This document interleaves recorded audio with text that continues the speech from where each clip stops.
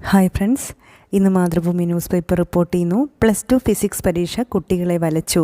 Higher secondary 2ാം വർഷ physics പരീക്ഷ കുട്ടികളെ വലച്ചു. Model പരീക്ഷയിൽ നിന്ന് വ്യത്യസ്തമായ രീതിയിലുള്ള ചോദ്യങ്ങൾ പൊതുപരീക്ഷയിൽ ചോദിച്ചത് കുട്ടികൾക്ക് ആശയക്കുഴപ്പമുണ്ടാക്കി. 1, 4, 8, 11 ചോദ്യങ്ങൾ സങ്കീർണമായിരുന്നുവെന്ന് അധ്യാപകരും കുട്ടികളും പറയുന്നു. യൂണിറ്റ് തലത്തിൽ നിഷ്കർഷിച്ചിട്ടുള്ള വെയിറ്റേജ് പ്രകാരമല്ല ചോദ്യക്കടലാസ് എന്ന് അധ്യാപകരും അഭിപ്രായപ്പെട്ടു. ചോദ്യങ്ങൾ ഏറെയും എൻട്രൻസ് മാതൃകയിലുള്ളവയായിരുന്നു. ഒബ്ജക്റ്റീവ് ചോദ്യങ്ങളിലൂടെ കുട്ടികളുടെ ഓർമ്മശക്തി വിലയിരുത്തുന്നതിനു പകരം പ്രായോഗിക പരിജ്ഞാനമാണ് വിലയിരുത്തിയിരിക്കുന്നത്.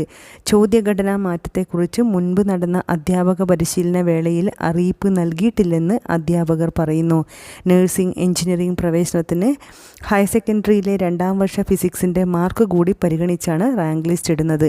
അതുകൊണ്ട് തന്നെ നഴ്സിംഗ്, എഞ്ചിനീയറിംഗിന് പോകാൻ ആഗ്രഹിക്കുന്ന വിദ്യാർത്ഥികൾ +2ൻ്റെ മാർക്ക് കുറയുമോ എന്ന ആകുലതയിലാണ്. കാരണം CBSE കേരള സ്റ്റേറ്റിലുള്ള വിദ്യാർത്ഥികളൊക്കെ അപ്ലൈ ചെയ്യുന്നതാണ് ഈ ഏരിയ. കഴിഞ്ഞ വർഷം തന്നെ കേരള സ്റ്റേറ്റിൽ പഠിച്ച കുട്ടികളുടെ മാർക്ക് വെച്ച് നോക്കുമ്പോൾ CBSE കുട്ടികളാണ് കൂടുതലും മാർക്കിൻ്റെ വെയിറ്റേജിൽ മുന്നോട്ട് നിന്നത് എന്നിരിക്കുന്ന അഭിപ്രായങ്ങളും ഒക്കെ നമ്മൾ കേട്ടിട്ടുള്ളതാണ്.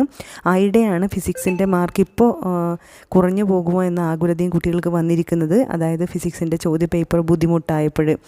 അതേസമയം ഇവിടെ എൻട്രൻസ് മാതൃകയുള്ള ചോദ്യങ്ങൾ വന്നു എന്നത് തെറ്റാണ് എന്ന് വ്യക്തിപരമായി എനിക്ക് തോന്നുന്നില്ല. കാരണം കോമ്പറ്റിറ്റീവ് എക്സാമിനെ ഫേസ് ചെയ്യാനുള്ള ഒരു സ്കില്ല് നമ്മളുടെ കുട്ടികൾക്ക് വേണം. അത്തരത്തിൽ കുട്ടികൾ പരിശീലിക്കേണ്ടിയിരിക്കുന്നുണ്ട്. പക്ഷേ ഇത്തരത്തിലുള്ളൊരു മുൻകാല അറിയിപ്പ് അധ്യാപകർക്കോ വിദ്യാർത്ഥികൾക്കോ കിട്ടിയിട്ടില്ല എന്നത് തെറ്റായ കാര്യമാണ്.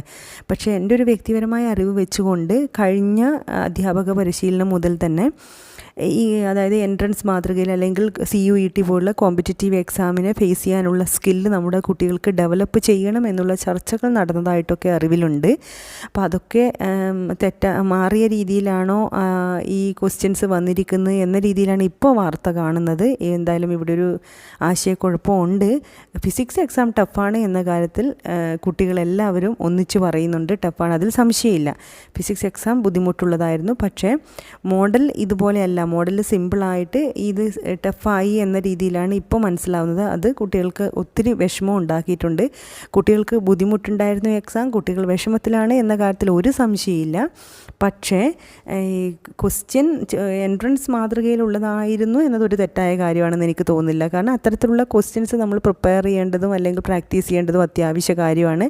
ഫിസിക്സിനെ കുറിച്ച് എനിക്കറിവില്ല. അതുകൊണ്ട് തന്നെ NCERT ബുക്കിൻ്റെ വെളിയിൽ നിന്ന് ക്വസ്റ്റ്യൻസ് വന്നിട്ടുണ്ടോ എന്നും എനിക്കറിയില്ല. അതൊന്നും ഈ പത്രവാർത്തയിൽ പറയുന്നുമില്ല.